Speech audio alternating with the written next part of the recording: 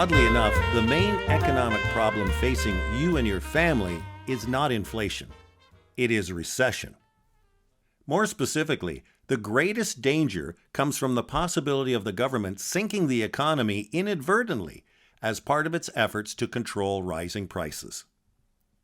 Simply put, it is far worse to be without a job than it is to pay marginally more for food and gasoline. Yet we risk recession anyway, as part of an effort to deal with affordability. The Bank of Canada has raised interest rates to fight inflation.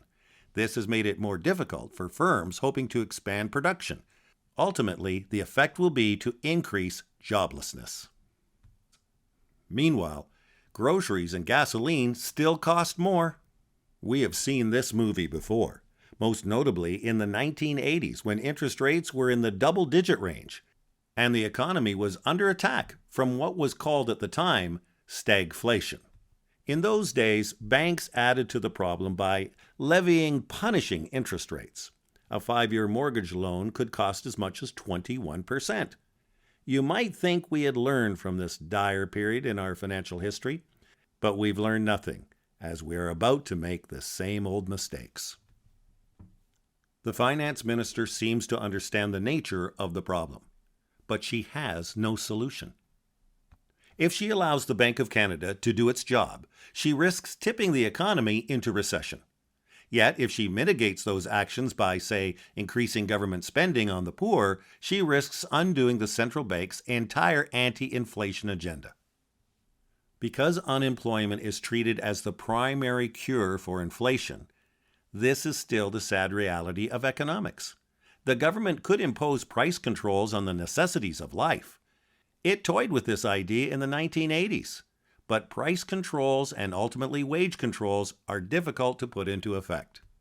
Still, that's the game. Try to reduce price levels overall by squeezing interest rates, or try to reduce specific costs through price controls. None of this helps your family. The one risks recession. The other risks continued inflation. Overall, continued inflation is the better bet.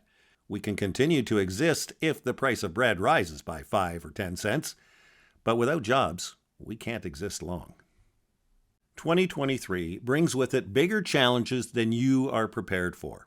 Rising interest rates, soaring prices for food and fuel, rising unemployment, and political instability. Do not fool yourself. You cannot hope to thrive in 2023 with the knowledge you have presently.